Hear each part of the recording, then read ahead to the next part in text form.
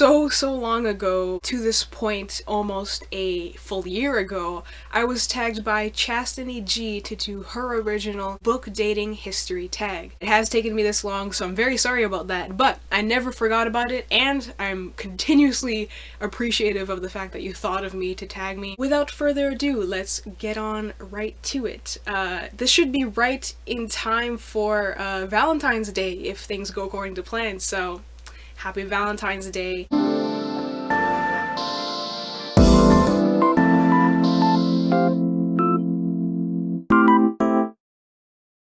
What book was your first love?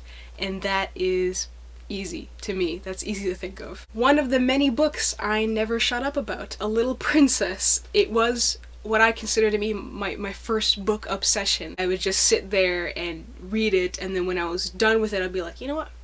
I could read that again, you know? I could, let's go back to the beginning. So I've reread this many times, and it is my favorite, or one of my favorite classic books I've ever read still. Second prompt, what is your favorite genre, and what book do you really like outside of your genre? If you've watched plenty of my book-related videos, you know my favorite genre is fantasy, and then I also tend to read a lot of young adult, which isn't a genre so much as it is like a demographic, but to put both of those together, I love YA fantasy specifically. A book I literally just got, which is outside of what I would ever read. I didn't remove the price tag because I'm extremely lazy, but the book is Planets. I don't know if you know this manga series. It is a manga series about astronauts, and I normally kind of hate science fiction books because I find them boring. I just like fantastical magical stuff rather than realistic chemical stuff, but I do like me some space and I do like me some manga, so I got Planets, and I'm reading it right now, so I can't give my thoughts, but that is a book I have, and I think I have like maybe 2, including it, of science fiction books on my shelf currently that I own. Next, what book catfished you? Was it good or bad? So, catfishing, when the outer appearance before you meet a person is different than the actual person, either maybe with their appearance or how they behave. So, book-wise, I was really excited to read Twin Daggers. It was an ARC back when I first encountered it and wanted to read it. And the premise is about twin magicians in a mechanical world, and it sounded very revolutionary and cool, and I was like, dang, okay, twin magicians, twin daggers, they're assassins, they're undercover magicians, that's pretty cool. And then I read it. I didn't finish the book, but I didn't need to because I was bored out of my mind. It felt like something I'd read before. Twin Daggers. If you've read it and you liked it, good on you. But to me, I had high expectations of this unique premise, and then it just turned out like so many other YA fantasies I had read before. Number 4, what matters more to you, the length of a book or the ocean of emotion? I will read a 20-page book. I will read a 5,000-page book. I don't care. If it gives me the experience I desire, I will read a book of any length. If one of my favorite authors released the Bible 2.0, I would read it. I have so many like shorter books, whether they be nonfiction or fiction, and I can read them over and over again. They're just like a thing you read in an afternoon, you know, in a couple of hours. And then I have things that I still haven't finished because they're so long. So yeah, if that answers the question, ocean of emotion is more important to me. Name the book that is way out of your league, but you went for it anyway. I'll name 2 books. So the first one is The Invisible Life of Addie LaRue, I think it's called, by V.E. Schwab. And that's another ARC that I applied for, and instead of the Twin Daggers where I got it and was disappointed, I didn't get it. I aimed high. It's like I'm new to NetGalley, to give you context, and I don't have like a fantastic track record as is required to get those really popular books, I guess. But yeah, V.E. Schwab, really love her and wanted the book, but never got it. And now I'm hearing kind of bad things about it now that it's no longer an advanced copy.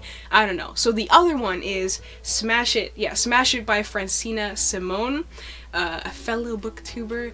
And that one I did get, and I was like, there's no way I'll get approved for this because Francina Simone is a booktuber that I like watching, and this is her debut novel, I think, or debut YA novel, and I didn't think I would get it, but I did, and I read it, and I gave it 4 out of 5 stars. You can read my review on Goodreads.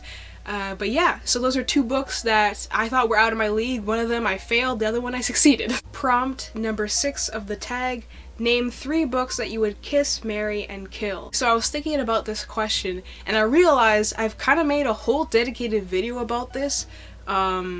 What's the title? The title of my own video. Go watch that. It'll be recommended to you. This is kind of a lazy way to answer the question, but I figured might as well not repeat what I've already dedicated an entire video to. What book do you keep going back to? I am a chronic rereader. If I buy a book, I'm basically ensuring, if I don't get rid of it later, that is, I'm basically ensuring that I will reread it over and over again, especially when it comes to graphic novels and manga. I just reach over and grab those all the time. They're all right here. I don't want to remove them and destroy the look. But yeah, the Chronicles of Narnia, any book, and A Silent Voice, any volume from them, as well as most of my classics like A Little Princess, which I've already mentioned. Name the book that is the bad boy or girl on your bookshelf. I'm confused by this. Does that mean that it's like a bad book?